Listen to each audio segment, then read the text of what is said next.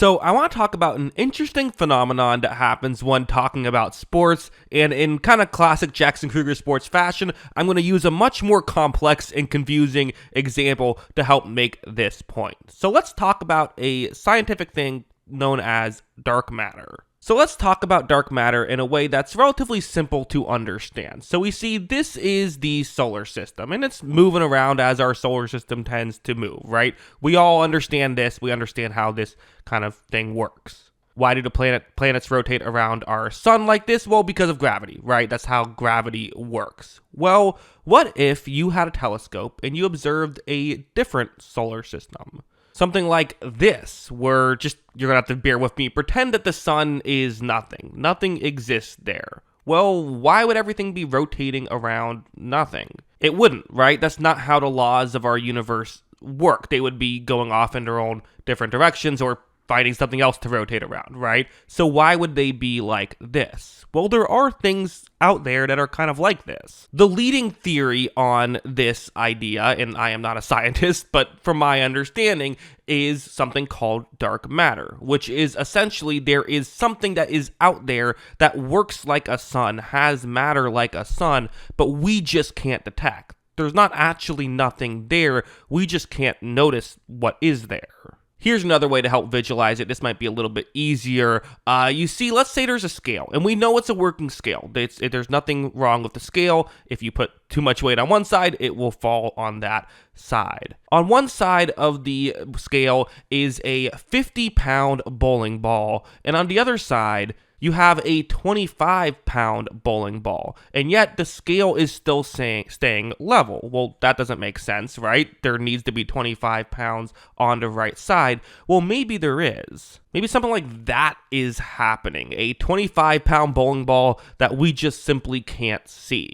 So why am I bringing all this up? Who cares about this stuff? Half of you probably already clicked off the video already, right? Well, I do think there is some interesting things when you compare this to how we talk about football, and specifically, although not limited to, the Kansas City Chiefs as of late. Let's take a look at this Kansas City Chiefs game. It was opening week of this past year. The Chiefs won 27-20. It was a close, hard-fought game, but the Chiefs ultimately won by 7 points. If you look at the box score, well, it's not super obvious why the Chiefs were ultimately the team that won. They had slightly more passing yards on less attempts, but the Ravens also had over 100 more rushing yards, and both teams had one turnover in this game. Both teams kicked 2 field goals. The Ravens did miss a field goal, but ultimately the Chiefs had 3 touchdowns to the Ravens 2.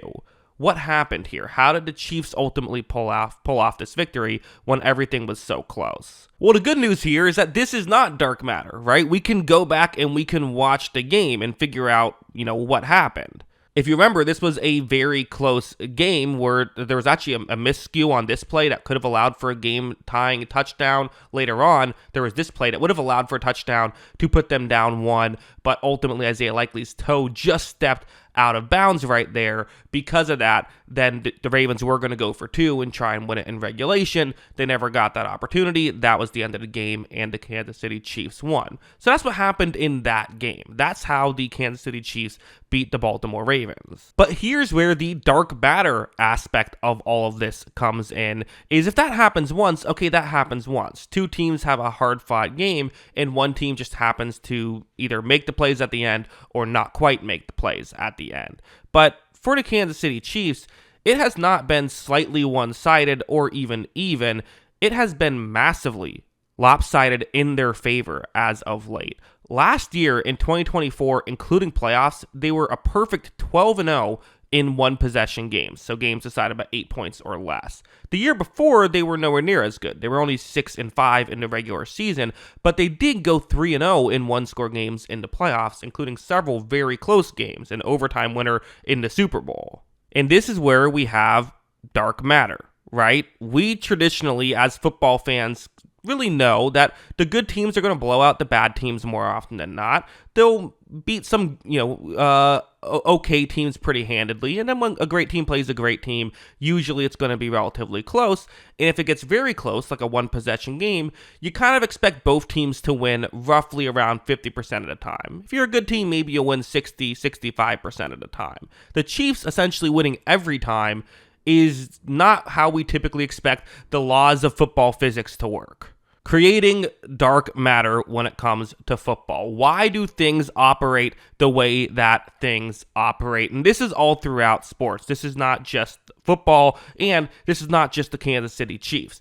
For example, let's talk about Tom Brady, who his numbers are very comparable to some other quarterbacks. You look at the passing statistics that we have, you look at even like advanced stats like PFF grades, his are usually better when it get to advanced stats. They are, but they're still not like otherworldly better to the point where he would win 3 more Super Bowls than the next closest quarterback. So why is that?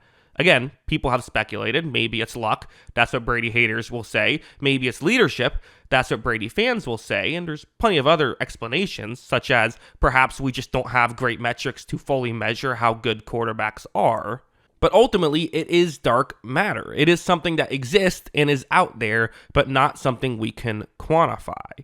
A good example of this, I think, was there was a season in 2022, the New York Giants played the Minnesota Vikings in the playoffs, and if you look at advanced metrics for the team, most advanced metrics had the Vikings as kind of a mediocre team and the Giants as an outright just not very good team that year. And yet both teams happened to make the playoffs and play each other, and in fact, the team that was considered the worst of the two was the one who won. Kirk Cousins really maybe should have perhaps thrown past the sticks on that 4th down and 8 play.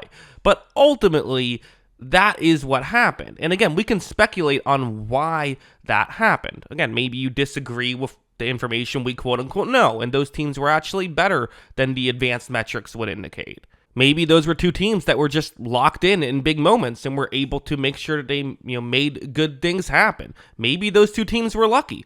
We don't really know. But what's fun is that these are really where football discussions are had, right? In the things we can't quantify. And don't get me wrong, we'll discuss which stats are more important than other stats and things like that. Those conversations happen. But far more often, in the who is the GOAT conversation, one of the main things you hear people say is, well, Brady only won because he was in a good situation, or Brady got lucky to win with all of these bad, all these close games going his way. People will do the same thing to discount Mahomes. People will do the same thing to discount LeBron or Michael Jordan, right? But why am I bringing all this up? What is the ultimate takeaway with something like this phenomenon that does seem to exist of people jumping to conclusions when there is something that we can't fully quantify?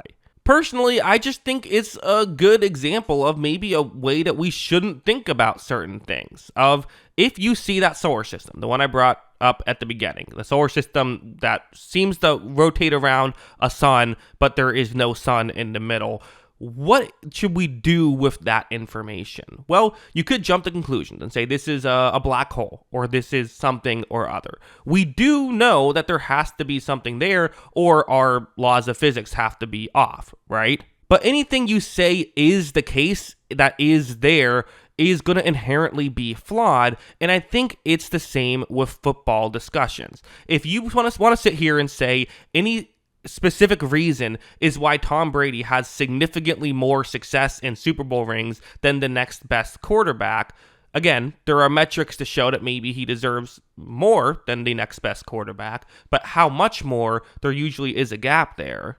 It might be luck, it might be leadership, it might be the situation he was in and he got lucky. We really just don't know. But isn't that part of what makes football kind of fun? Wouldn't it be kind of less fun if we didn't have some mysteries out there? So next season, when the Cleveland Browns all of a sudden have their surprise season and they make the playoffs, and everyone is saying, how did this happen? And the fan base is saying, well, you know what? We just know how to win in close games. And I'm sitting on my YouTube channel and saying, no, they're actually just lucky.